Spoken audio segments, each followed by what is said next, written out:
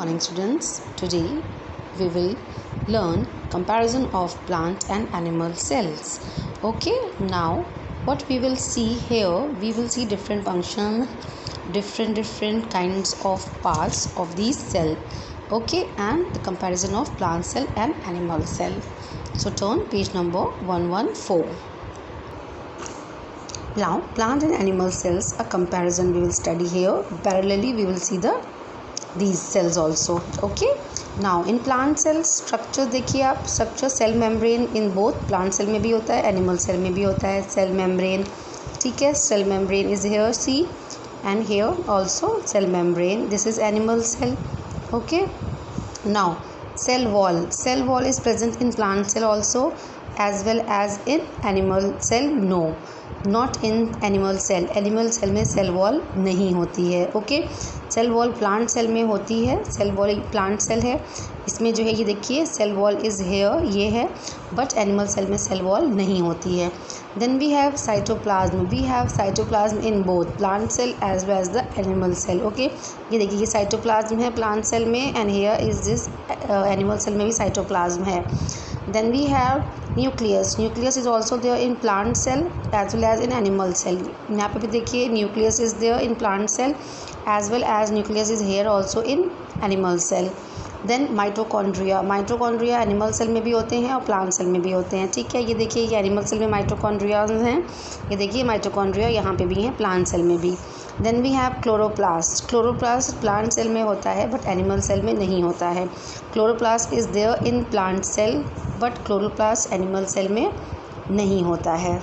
Okay, then Golgi body is present in plant cell as well as is animal cell.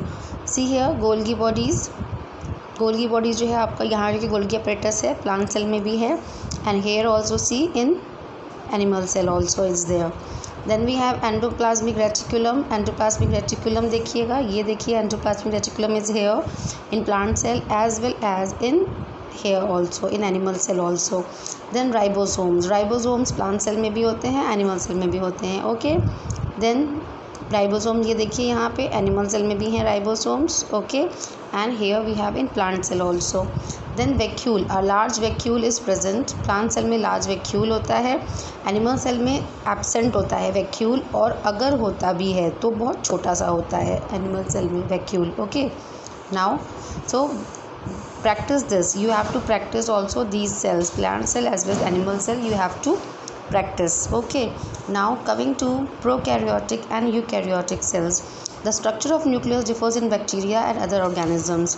Nucleus का जो structure of nucleus जो होता है, bacteria में जो न्यूक्लियस होता है उसका स्ट्रक्चर जो होता है वो अलग अलग ऑर्गेनिजम्स में डिफ़र करता है. बैक्टीरिया में जो होता है स्ट्रक्चर न्यूक्लियस का और दूसरे ऑर्गेनिजम्स में जो होता है डिफ़र करता है. In bacteria the nucleus is not well organised. Bacteria में देखिए जो न्यूक्लियस होता है वो वेल ऑर्गेनाइज्ड नहीं होता है. ठीक है, the nuclear material is not surrounded by nuclear membrane. इसमें जो न्यूक्लियर मटेरियल है वो सराउंडेड बाय न्यूक्लियर मेम्ब्रेन नहीं होगा, उसके आसपास न्यूक्लियर मेम्ब्रेन नहीं होगा. Such cells which lack a number nuclear membrane are called prokaryotic cells. Okay, ऐसे सेल्स जिनमें न्यूक्लियर मेम्ब्रेन नहीं होता है they are called prokaryotic cells. Okay, pro means before, karyon means nucleus. The organisms with prokaryotic cells are called prokaryotes. जिनमें ये prokaryotic cells होते हैं उनको प्रोकैरियोट्स कहा जाता है. ठीक है, और प्रोकैरियोट सेल्स कौन से होते हैं? प्रोकैरियोटिक वो सेल्स होते हैं जिनमें न्यूक्लियर मेम्ब्रेन नहीं होता है. देन बैक्टीरिया का फिगर देखिए 7.15 इट्स हेयर, है ना. तो and blue green algae are prokaryotes. Blue green algae जो हैं इसमें they are called prokaryotes. Okay, now next have all organisms other than bacteria and blue green algae have a well organized nucleus with a nuclear membrane. ठीक है, now ये जो है आपका ये ब्लू ग्रीन एल्गी का आपका ये जो होगा ये होगा. ठीक है, ये organisms with prokaryotic cells are called prokaryotes, ये मैंने आपको बता दिया है. नाउ ये जो बैक्टीरिया है and blue green algae are prokaryote. Bacteria और ब्लू ग्रीन जो एल्गी होते हैं, एक बैक्टीरिया और एक ब्लू ग्रीन एल्गी होता है। ऑर्गेनिजम्स माइक्रो ऑर्गेनिज्म आप कह सकते हो, बैक्टीरिया और algae, bacteria and blue green algae, ये दो जो ऐसे ऑर्गेनिजम्स हैं, माइक्रो ऑर्गेनिजम्स हैं, जिनमें जो प्रोकैरियोटिक सेल्स कहलाए जाते हैं। Why they are called prokaryotic organisms? Why? Because इसमें न्यूक्लियर मेम्ब्रेन प्रेजेंट नहीं होता है। ठीक है। Now all organisms other than bacteria and blue green algae have a well organised nucleus with a nuclear membrane. और सारे ऑर्गेनिजम्स में, इनके अलावा, बैक्टीरिया और ब्लू ग्रीन एल्गी के अलावा सारे ऑर्गेनिजम्स में न्यूक्लियर मेम्ब्रेन होता है। तो इसीलिए इन ऑर्गेनिजम्स को कहा जाता है eukaryotes. Eu true, karyon is nucleus.